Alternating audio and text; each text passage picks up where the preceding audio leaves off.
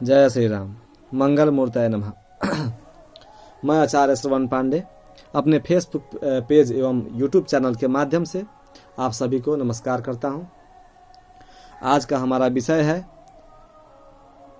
ढोल गंवार शूद्र पशु नारी सकल ताड़ना के अधिकारी।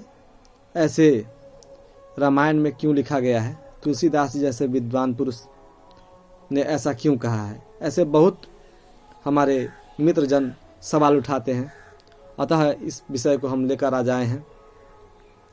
देखिए, तुलसीदास जी एक बहुत ही विद्वान पुरुष थे और उनके मुंह से ये उक्ति निकली है, इसका व्याख्या हम लोग नहीं कर पाए। इसका मतलब अगर हम लोग समझ गए सीधे कि ढोल गंवार शूद्र और पशु नारी ये सब पिटने का अधिकारी है, इसका मतलब हम लोग इसको अच्छा से व्याख्या नहीं कर रहे हैं। निश्चलानंद सरस्वती जी, स्वामी शंकराचार्य स्वामी निश्चलानंद सरस्वती जी के मुखारविंद से जो हमने सुना है, आज हम आपको बता रहे हैं।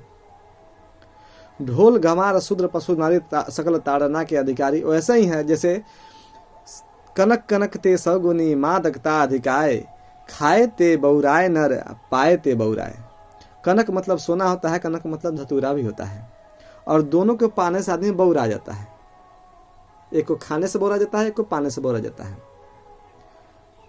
चीज एक ही है, गुण दो है, कर्म दो है, तो इसका व्याख्या भी अलग अलग हो गया। कनक कनक ते सगुनी मादकता अधिकाय, खाए ते बौराए नर पाए ते बौराए। एक ही चीज है, उसका अर्थ दो ठे हो गया।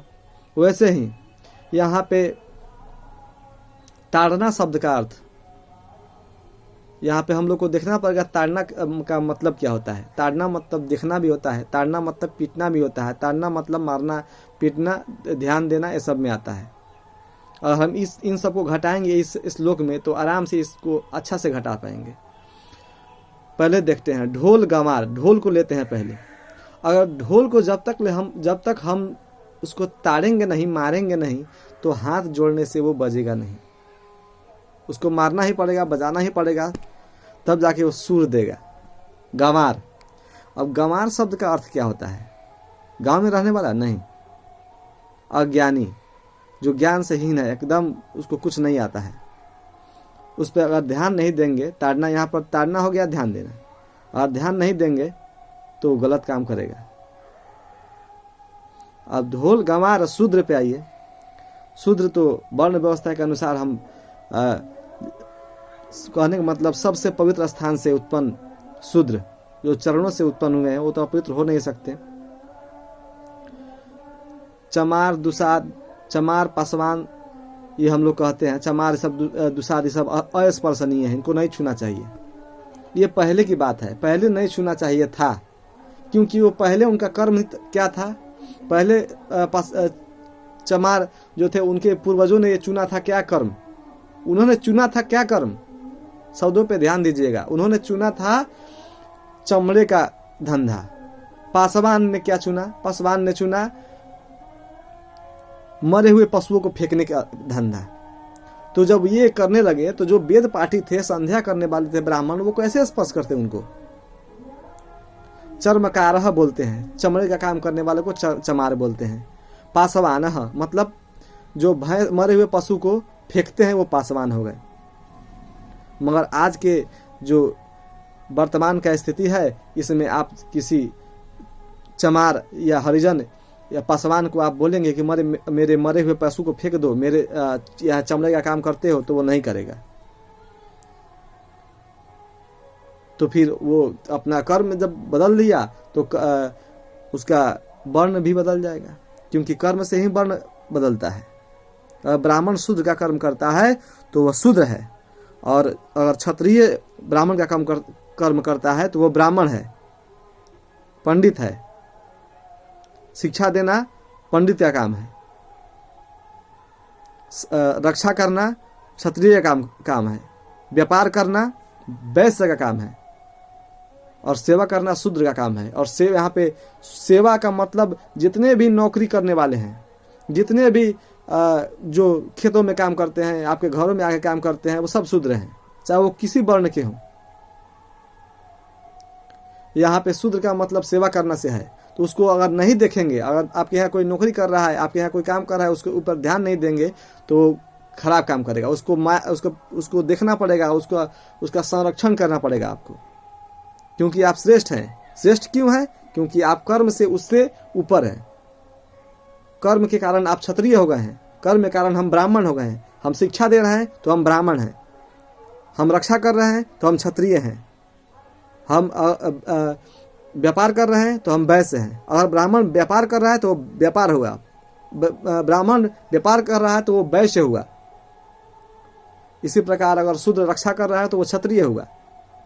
वास्तविकता तो यही है। परंतु आजकल हम लोग के दिमाग में बैठ गया है कि नहीं, ये चमार है, ये दुसाध है, इनको स्पर्श नहीं करना चाहिए। वास्तव में देखिए, हमारे सनातन धर्म, हिंदू धर्म के वास्तव में बहुत क्षति हो रहा है ये सब शब्दों से।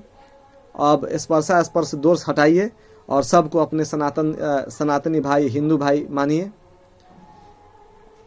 और ऐसे ही शूद्र अब चलेंगे व्याख्या की ओर। अब इसका व्याख्या हो गया, शूद्र बता ही दिए किसको कहते हैं, और उनको भी ध्यान देना, अपने से जो छोटा है उसको ध्यान देना है।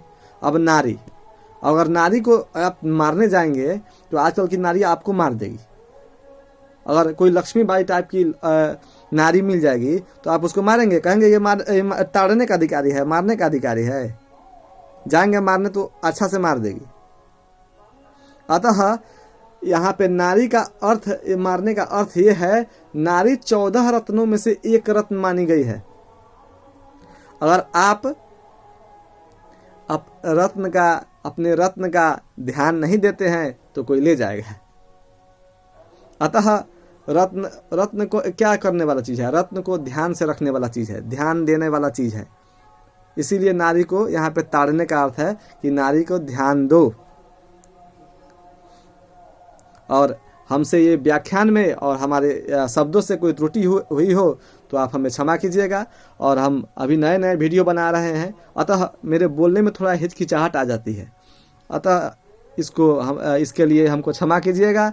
और प्रोत्साहित करने के लिए हमारे वीडियो को लाइक, शेयर एवं क्या कहते हैं उसको, फॉलो जरूर कीजिएगा। जय श्री राम, मंगल मूर्तये नमः, जय सनातन, जय हिंदू धर्म।